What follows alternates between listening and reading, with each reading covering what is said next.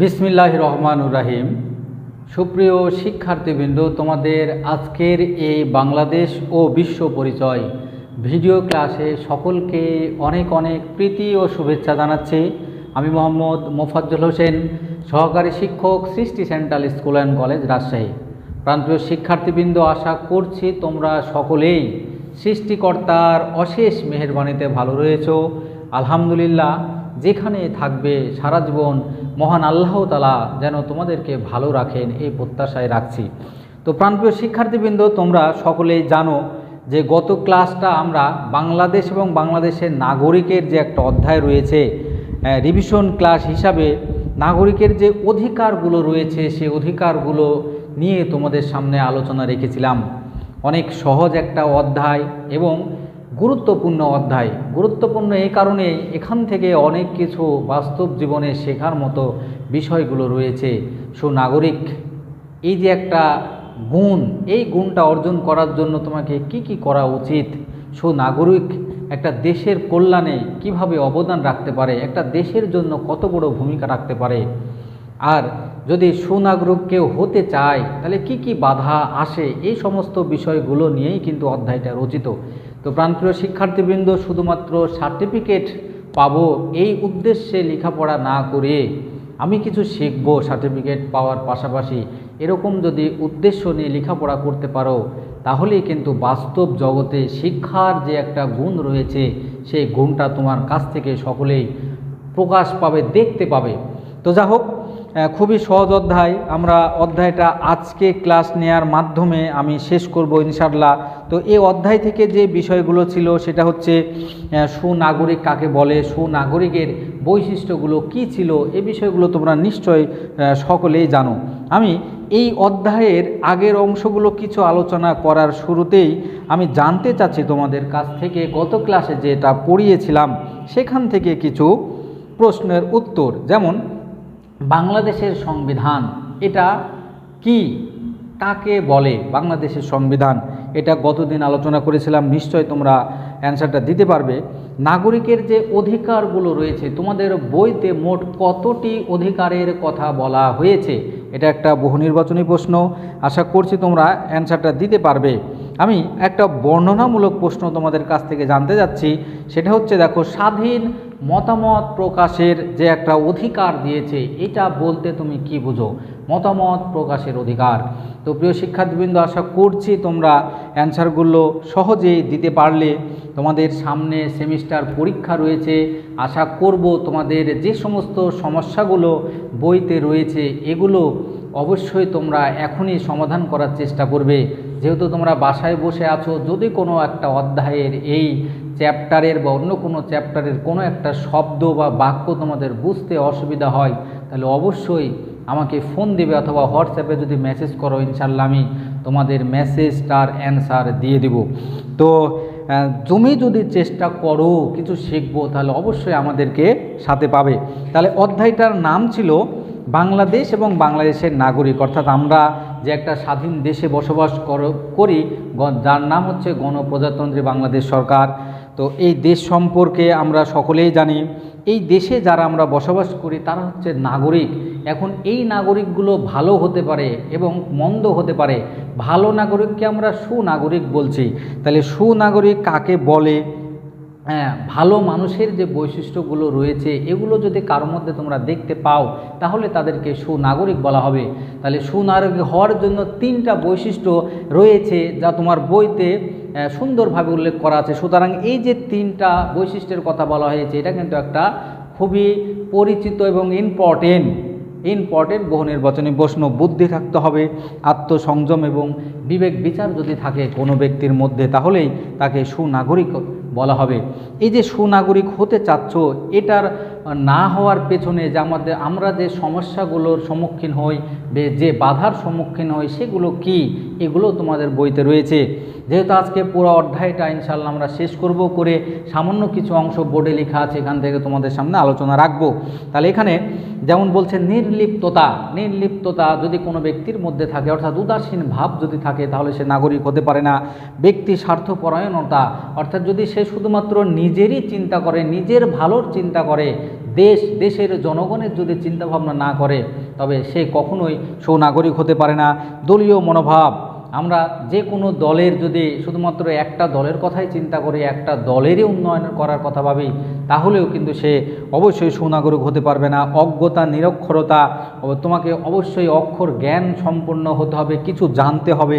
ধর্মান্ধতা, এগুলো যারা ধর্ম সম্পর্কে বাড়াবাড়ি করে, অর্থাৎ শুধুমাত্র নিজেদের ধর্মকে বড় মনে করে, অন্যের ধর্মের প্রতি তারা কখনোই শ্রদ্ধাবোধ বা সম্মান দেখায় না, এইগুলোও যদি তোমার মধ্যে থাকে তাহলে তুমি কিন্তু সুনাগরিক হতে পারবে না।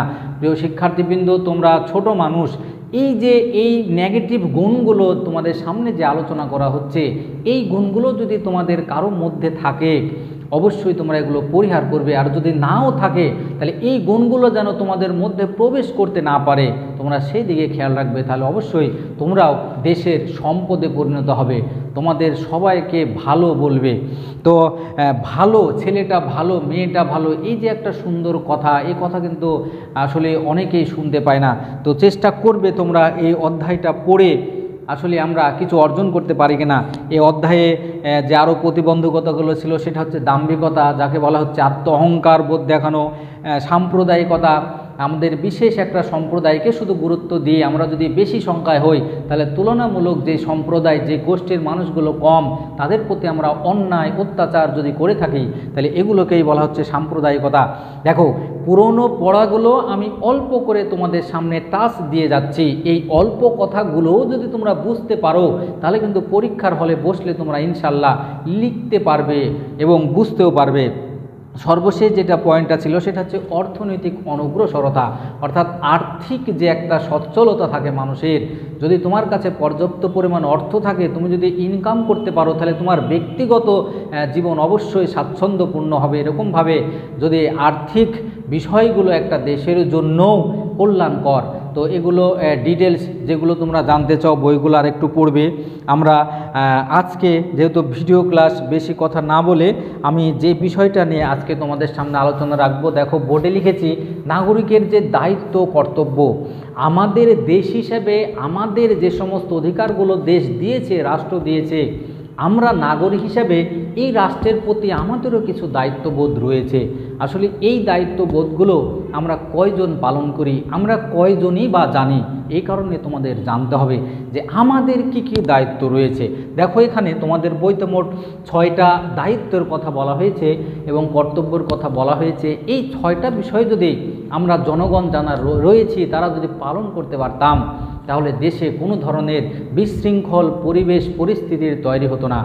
এটা একদম বাস্তব কথা। তো চেষ্টা করবে কিভাবে সেগুলো আমরা পালন করতে পারি। দেখো, বলছে রাষ্ট্রের প্রতি আনুগত্য, অর্থাৎ রাষ্ট্র শব্দ বলতে আমাদের দেশটাকে বোঝাচ্ছে।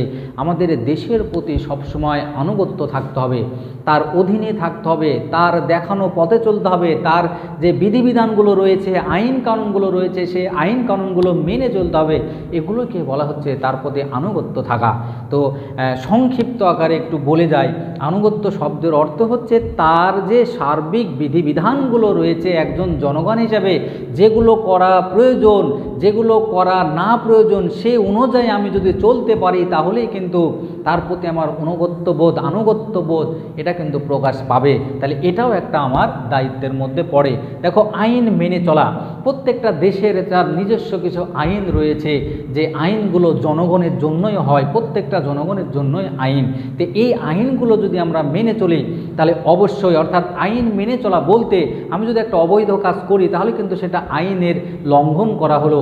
আমি যদি কারোর সঙ্গে ধরো মারামারি করি, যদি কোনো অন্যায় অত্যাচার করি, যদি কোনো অবৈধ ব্যবসাগুলো করি, তাহলে কিন্তু অবশ্যই আইন মেনে চলা এটাকে বলে না। সুতরাং যে আইন রয়েছে সেগুলো যদি আমরা মেনে চলতে পারি, তাহলে অবশ্যই দেশে কখনো বিশৃঙ্খল যে একটা পরিবেশ মাঝে মধ্যে আমরা দেখতে পাই, এই ধরনের পরিবেশের তৈরি কখনোই হবে না। সুতরাং বলা চলে যে দেশে যে কোনো প্রকার বিশৃঙ্খল পরিবেশ তৈরির জন্য আসলে আমরা জনগণই দায়ী। তো আমাদের কর্তব্য হচ্ছে এই আইনগুলো মেনে চলা। আইনগুলো যদি মেনে চলতে পারে তাহলে অবশ্যই আমাদের পরিবেশ পরিস্থিতি খুবই অনুকূলে থাকবে। দেখো, ভোটাধিকার প্রয়োগ, আমরা জানি নির্বাচন নিয়ে তোমাদের একটা চ্যাপ্টারই রয়েছে। এই নির্বাচন হচ্ছে আমরা প্রত্যক্ষ পরোক্ষ ভোটের মাধ্যমে কিন্তু আমরা প্রতিনিধি নির্বাচিত করে থাকি। তো আমার ভোট আমি দিব, যাকে খুশি তাকে দিব, এই যে একটা স্লোগান আমরা শুনতে পাই। তো তুমি যদি ভোট দানের জন্য উপযুক্ত বয়স্ক হও তাহলে অবশ্যই তোমাকে ভোট দিতে যেতে হবে, কারণ এটা একটা নাগরিকের দায়িত্বের মধ্যে পড়ে। কাকে আমরা প্রতিনিধি নির্বাচিত করছি এটাও একটা কিন্তু গুরুত্বপূর্ণ বিষয়। যাকে তুমি প্রতিনিধি নির্বাচন করবে তার দ্বারাই কিন্তু তোমার এলাকায় সার্বিক দেখভাল, উন্নয়ন, সামাজিক কর্মকাণ্ডগুলো সম্পাদিত হবে। সুতরাং এটাও একটা গুরুত্বপূর্ণ দায়িত্ব। যাকে তাকে ভোট না দিয়ে আসলে উপযুক্ত ব্যক্তিকে তুমি ভোট দিবে। তো আমরা অনেকেই কিন্তু যারা এই ভোট দিতে যায় না, ভোটকে আসলে আমরা গুরুত্ব দিই না, তাদের আসলে এই সরকার যে দায়িত্বগুলো আমাদের দিয়েছে 6টা, এই দায়িত্ব কিন্তু লঙ্ঘন করা হচ্ছে। তো প্রাণপ্রিয় শিক্ষার্থীবৃন্দ, শুরুতেই বললাম যে দায়িত্বগুলো সরকার আমাদেরকে পালন করার জন্য বলে, সেই দায়িত্বগুলো যদি আমরা প্রত্যেকটা জনগণ পালন করতাম তাহলে আমাদের দেশ কিন্তু আরও অনেক বেশি শান্তিপূর্ণ হয়ে যেত। তো এর পরেরটা রয়েছে, দেখো, নিয়মিত কর প্রদান করা। আমরা ট্যাক্স বলি, এই ট্যাক্সের বাংলায় হচ্ছে কর। যদি একটা নির্দিষ্ট সীমা অতিক্রম করে ব্যক্তিগত ইনকামে, তাহলে কিন্তু সরকারকে কিছু অর্থ পে করতে হয়, পরিশোধ করতে হয়, যাকে বলা হচ্ছে কর। তো এই কর আমাদেরকে অবশ্যই দিতে হবে, কেননা একটা সরকার তার দেশ পরিচালনা করার জন্য কিন্তু অনেক খরচ করে থাকে।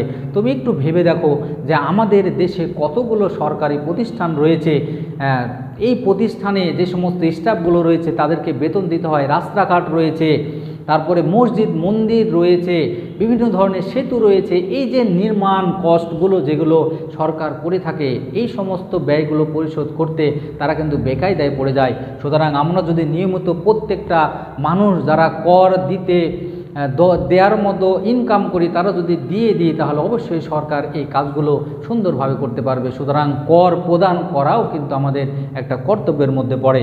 এরপরে দেখো, সরকারি কাজ সুষ্ঠুভাবে সম্পাদন করা। আমাদের দেশে সরকারি এবং বেসরকারি প্রতিষ্ঠান রয়েছে। এ সমস্ত প্রতিষ্ঠানে সরকারি অনেক কর্মকর্তা রয়েছে, বেসরকারি অনেক কর্মচারী রয়েছে। সরকার যে সমস্ত কাজগুলো করে থাকে, যারা এই সমস্ত কাজের সাথে জড়িত, অবশ্যই সেই কাজগুলো সুষ্ঠুভাবে সম্পাদন করতে হবে। দেখো, আমি একটা জনগণ, আমি দেশের জনগণ, আমি যদি কোনো চাকরি বাকরি নাও করি, তারপরেও সরকার যদি কোনো একটা কাজ করে, সেই কাজে যদি আমার কোনো সহায়তা করার মতো সুযোগ থাকে, তাহলে আমরা যেন সেই কাজে সুষ্ঠুভাবে অংশগ্রহণ করতে পারি, সম্পাদন করতে পারি। তো এটাও একটা দায়িত্বের মধ্যে পড়ে। অনেক সরকারি কর্মচারী হয়তো এমনও হতে পারে যে আসলে অলস অবস্থায় কাটায়, তাদের দায়িত্ব সঠিকভাবে পালন করে না। তো এটা পরোক্ষভাবে কিন্তু আমাদের দেশেরই ক্ষতির কারণ হয়ে দাঁড়ায়। সুতরাং যারা সরকারি প্রতিষ্ঠানে জড়িত, যারা সরকারি কাজের সাথে জড়িত, তাদের কিন্তু মূল দায়িত্ব, এটা সরকার কর্তৃক নির্ধারিত দায়িত্ব, কর্তব্য যে আমাকে এই কাজগুলো যেন সঠিকভাবে আমি করতে পারি। সর্বশেষ আরেকটা পয়েন্ট রয়েছে, দেখো, সন্তানদের শিক্ষাদান করা। দেখো, কথায় বলা হয় যে একটা সন্তান ভালো হবে না মন্দ হবে, এই বিষয়টা নির্ভর করে 3টি বিষয়ের উপর। একটা হচ্ছে পরিবার, একটা হচ্ছে সমাজ, আর একটা হচ্ছে শিক্ষক। সুতরাং দেখো, পরিবারকে প্রতিষ্ঠান, একটা শিক্ষা প্রতিষ্ঠান বলা হয়। তো যে পরিবারে সেই সন্তানগুলো রয়েছে, এই সন্তানদেরকে শিক্ষা দিতে হবে। এটা আমি যদি পিতা হই, আমি যদি অভিভাবক হই, তাহলে এটা আমার সরকার কর্তৃক আমার উপর অর্পিত দায়িত্ব যে আমার সন্তানকে কিন্তু আমি শিক্ষা দান করাবো, উপযুক্ত শিক্ষায় শিক্ষিত করে গড়ে তুলব। তো প্রাণপ্রিয় শিক্ষার্থীবৃন্দ, দেখো, এই সংক্ষিপ্ত ক্লাসে তোমাদের সামনে যে অধিকার এবং যে দায়িত্বগুলো নিয়ে আমি গত 2 দিন থেকে আলোচনা করছি, এই বিষয়গুলো অবশ্যই আমাদের দেশের জন্য খুবই ইম্পর্টেন্ট। তো এই বিষয়গুলো তোমরা অবশ্যই মাথায় রাখবে। এখান থেকে অবশ্যই তোমাদের একটা সৃজনশীল প্রশ্ন লেখার মতো তোমরা উপাদান পেয়ে যাবে। প্রশ্নটা এমনভাবে হতেই পারে যে আসলে তোমার পাঠ্যপুস্তকের আলোকে যে সমস্ত কর্তব্যের কথা বলা হয়েছে সেগুলো তুমি আলোচনা করো, তখন তোমার এই পয়েন্টগুলো দরকার হবে। তো প্রাণপ্রিয় শিক্ষার্থীবৃন্দ, আজকে আজ আর নয়, আমি বললাম যে এই আজকের ক্লাসের মধ্য দিয়ে কিন্তু আমরা অধ্যায়টা শেষ করব। যাওয়ার আগে ছোট্ট একটা দেখো হোমওয়ার্ক, যদিও এই হোমওয়ার্কটা এবং এই বাক্যটার সাথে তোমরা আগেই অনেক পরিচিত হয়েছো, তো ইনশাল্লাহ আশা করছি তোমরা এই হোমওয়ার্কটা করে আমাকে দেখাবে, আমি খাতাটা দেখিয়ে দেওয়ার চেষ্টা করব। দেখো এখানে লিখেছি, আর্থসামাজিক উন্নয়নে সুনাগরিকের গুরুত্ব বর্ণনা করো। আমাদের যে আর্থসামাজিক পরিবেশ রয়েছে, অবস্থা রয়েছে, এর উন্নয়নের ক্ষেত্রে সুনাগরিক কী ভূমিকা পালন করে। তো অবশ্যই এই প্রশ্নটা লিখে দেখাবে। আজকে আর নয়, যেখানেই থাকো আল্লাহ তোমাদের যেন ভালো রাখে, সুখে রাখে, শান্তিতে রাখেন, এই প্রত্যাশায় বিদায় নিচ্ছি। আল্লাহ হাফেজ।